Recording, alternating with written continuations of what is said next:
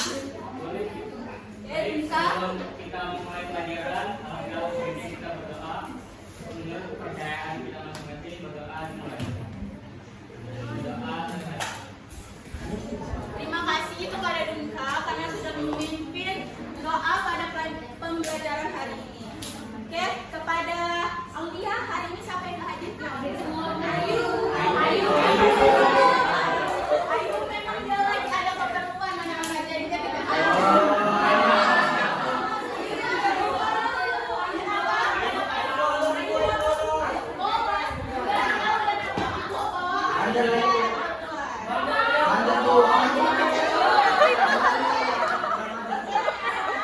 sekarang dan kita makin semangat karena nampaknya kalian semangat sekali memang ya.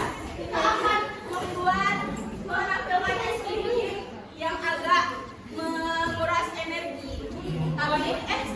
Tapi Ibu harap kalian semangat ya. Iya, Ibu. Sampai. Lanjut ya. Iya, iya. Bentar, bebas, nanti sampai Ibu bilang. Dari bapaknya.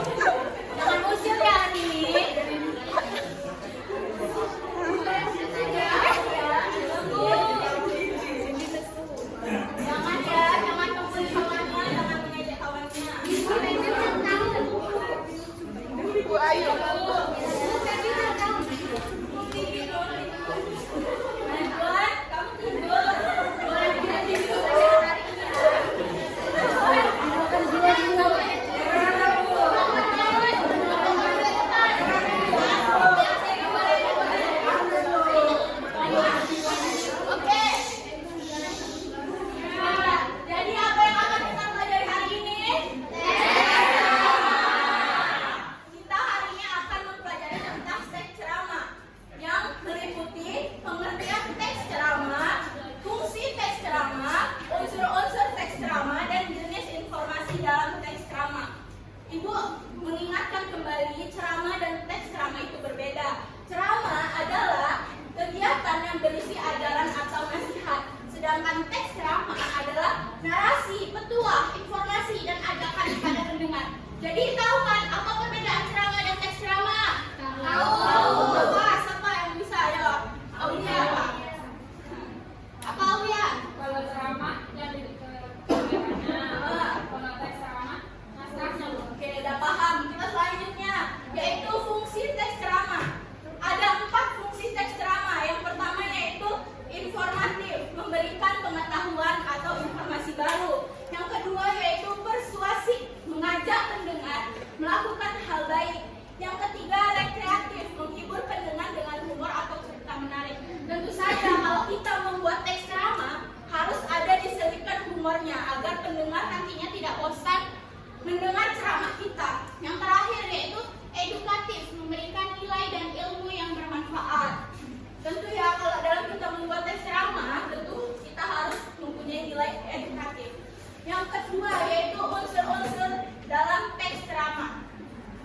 Ada 5 juga. Yang pertama penceramah. Ada yang tahu penceramah itu apa? Bisa juga Peter Agung. Yang kedua yaitu pendengar, orang yang mendengarkan ceramah. Biasanya siapa yang mendengarkan? Saya, Bu. Saya.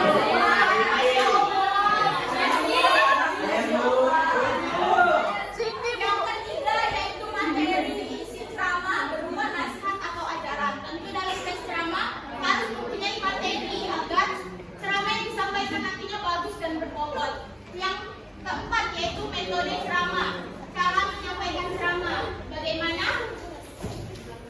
Bagaimana penceramah menyampaikan itu agar audiens itu tidak bosan. Yang kelima yaitu media ceramah atau alat sarana. Tentu ya harus menggunakan alat agar suaranya kedengaran. Jadi apa aja tadi unsur-unsur teks ceramah? Ada 5. Penceramah, materi, metode, lalu media. Oke, mantap. Yang keempat yaitu jenis informasi dalam teks ceramah. Ada 5 juga. Yang pertama yaitu berdasarkan fungsi. Ini berarti informasi untuk menambah pengetahuan. Jadi di dalam teks ceramah itu memiliki jenisnya. Yang pertama berdasarkan fungsi, informasi untuk menambah pengetahuan. Yang kedua yaitu berdasarkan format penyajian, informasi dalam bentuk tulisan, gambar atau media. Jadi teks ceramah itu nggak monoton hanya bentuk kertas, juga dalam bentuk video. Yang ketiga yaitu berdasarkan lokasi peristiwa, informasi daerah nasional dan internasional. Ini maksudnya yaitu biasanya penceramah mengambil topik dalam teks ceramah itu berdasarkan lokasi. Jadi misalnya ada suatu kejadian di tempat, misalnya di masjid. Saya sendiri nih, saya misalnya ustazah ya, misalnya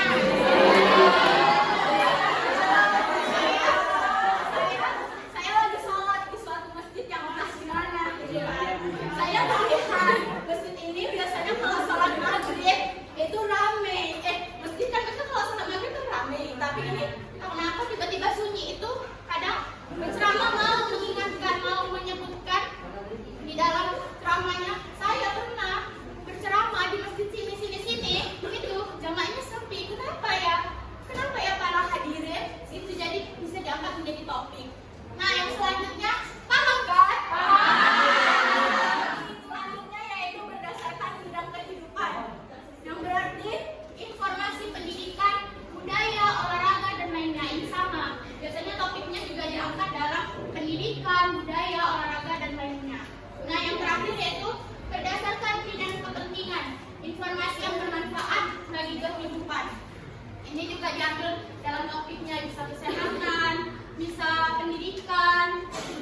Paham kan anak-anak? Apa aja tadi jenis informasi dalam teks ceramah? Berdasarkan fungsi, berdasarkan format, berdasarkan lokasi, berdasarkan bidang. Oke, yang terakhir yaitu kaidah kebahasaan. Nah, kaidah kebahasaan dalam teks ceramah ada 3. Yang pertama, kalimat simpleks dan kompleks. Biasanya menggunakan kalimat sederhana dan kalimat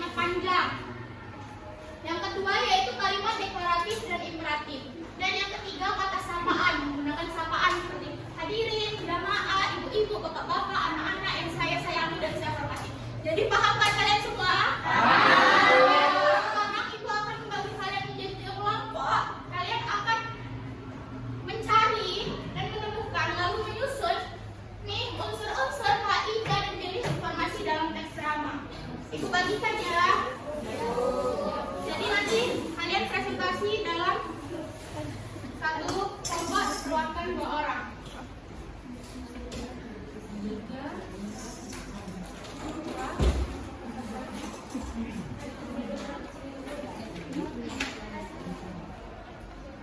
Oke, kelompok 1 siapa yang dapat? Kelompok 1. Kelompok 1 siapa yang dapat? Ibu acak soalnya baginya. Kan ada bacaannya dalam ininya.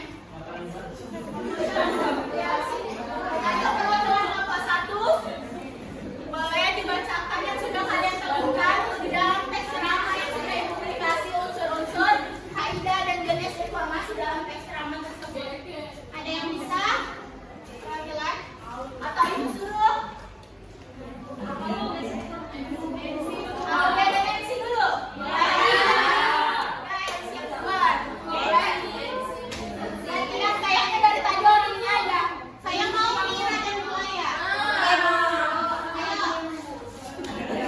Tenang. Aku sedang mau pulang dari kalian.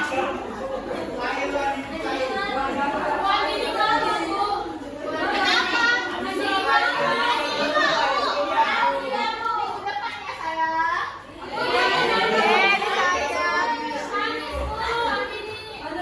Dengarkan kawannya presentasi yang mana ibu? Yang menggunakan media sosial. Assalamualaikum warahmatullahi wabarakatuh. Jadi ini ceramahnya.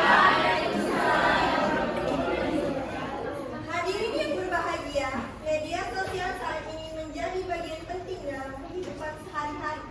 Media sosial dapat digunakan untuk mencari informasi, belajar, dan berkomunikasi dengan orang lain.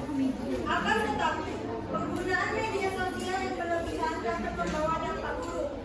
Banyak remaja yang lupa belajar karena terlalu sibuk bermain media sosial. Selain itu, penyebaran berita bohong juga semakin sering terjadi. Oleh karena itu, kita harus menggunakan media sosial dengan bijak.